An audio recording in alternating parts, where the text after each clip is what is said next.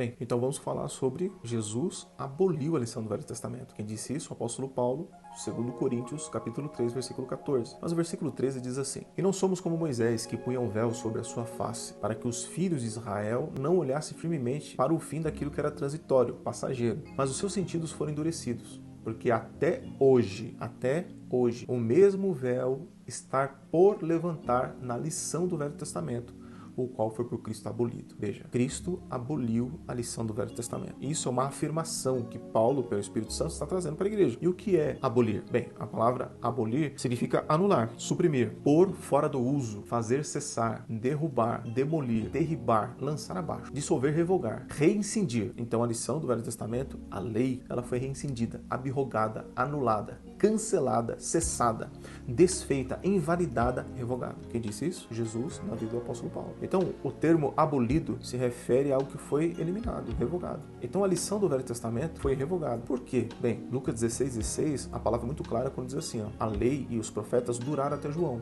Que João? João Batista. João Batista é o último profeta da lei. Então, a lei e os profetas duraram até João. Desde então é anunciado o reino de Deus. Quer dizer, as profecias, e as promessas se cumpriram em Jesus. Então, o Antigo Testamento, para o cristão, ele serve como leitura, mas não como doutrina, em hipótese alguma. Aliás, todo cristão, quando ele inicia a sua fé, as pessoas dizem, olha, agora você vai ler a Bíblia começando de Gênesis. E isso é um erro. O cristão que inicia a sua fé, ele tem que começar a ler a partir do Novo Testamento. Mas eu nunca vi um livro ser lido do meio. Pois é, mas a igreja é fundamentada no Novo Testamento. Eu costumo dizer sempre na igreja ao qual eu sirvo. E digo assim, Jesus nasceu aonde? No Novo ou no Velho Testamento? Jesus cresceu no Novo Testamento. Jesus iniciou o seu ministério no Novo Testamento. Jesus pregou no Novo Testamento. Jesus morreu no Novo Testamento, ressuscitou no Novo Testamento e enviou o Espírito Santo no Novo Testamento. Então, a igreja, ela é fundamentada na pessoa de Jesus. Jesus é o firme fundamento da igreja. Então,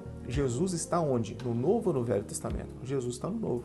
Se você abrir o Antigo Testamento, você nunca vai ver Jesus lá. Jesus não está no Velho Testamento. Quem está no Velho Testamento não é Jesus. Jesus é um mistério que esteve oculto, como diz a palavra em Romanos, em Colossenses.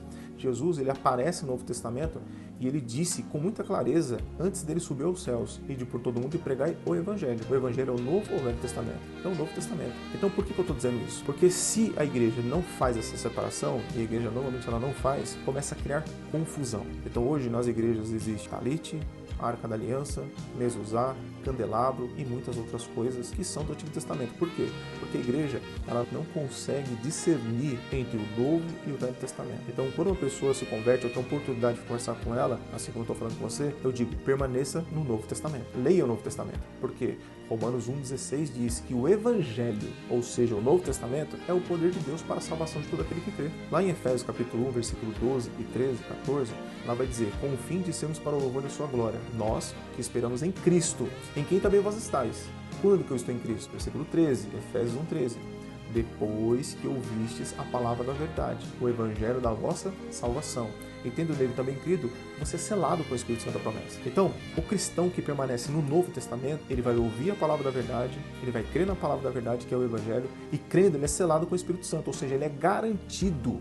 A salvação ela é garantida no Novo Testamento. Sabe quem tem todo o Velho Testamento? Os judeus. Agora, se você ler Romanos 10, a oração do apóstolo Paulo é que Israel fosse salvo, porque Israel não é salvo. E por que Israel não é salvo? Porque ele só tem o Velho Testamento. E o Velho Testamento não salva ninguém. Por isso que Cristo aboliu, revogou, por isso que ele eliminou, anulou, abrogou, cancelou, cessou, desfez e validou. É isso que Paulo está dizendo em 2 Coríntios, capítulo 3, versículo 14. A lição do Antigo Testamento foi abolido. É só você ler e procurar entender o que significa a palavra abolido. Abolido é acabou. No tempo da escravidão, quando o Brasil era um país escravocrata, colocava os negros, os pretos como escravos. Quando que isso acabou? Pelo menos houve uma lei, a Lei Áurea, assinada pela princesa Isabel. Ali houve o quê? A abolição da escravatura. A partir dali foi abolido. Não era para ter mais. Se fosse, seria um crime. Então, quando o Velho Testamento ele é abolido e os cristãos estão enfiados lá e não estão nem aí para o Novo Testamento, não aprendem o Novo Testamento, eles também estão cometendo um crime, ou seja, um pecado. Por quê? Porque a palavra vai dizer, nesse mesmo capítulo,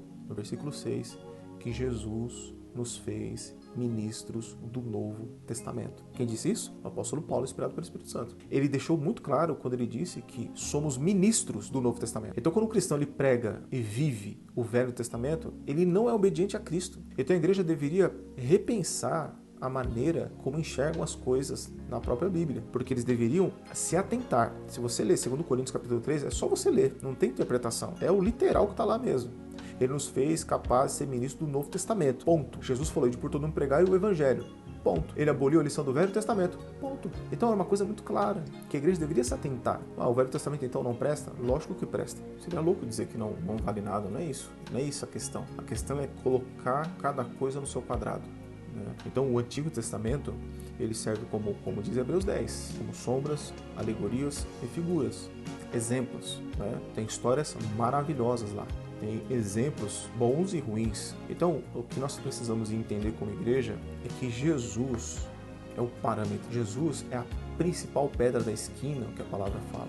Então Jesus tem que ser a régua, Então, como é que se lê o Velho Testamento? Para se ler o Velho Testamento, é necessário aprender primeiro de Jesus. Se você lê o Velho Testamento sem aprender de Jesus, você vai aprender tudo errado. Tudo errado.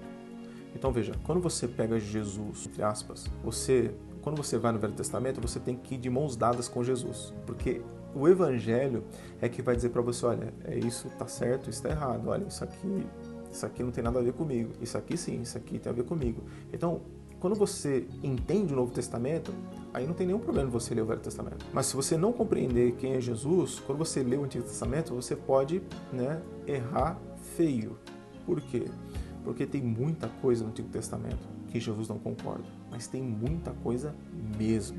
Então, é importante estar no Novo Testamento e aprender do Novo Testamento, para sim, depois, ir lá. Para ir no Antigo Testamento, você precisa de discernimento, que só Jesus pode dar. Entendimento, que só Jesus pode dar.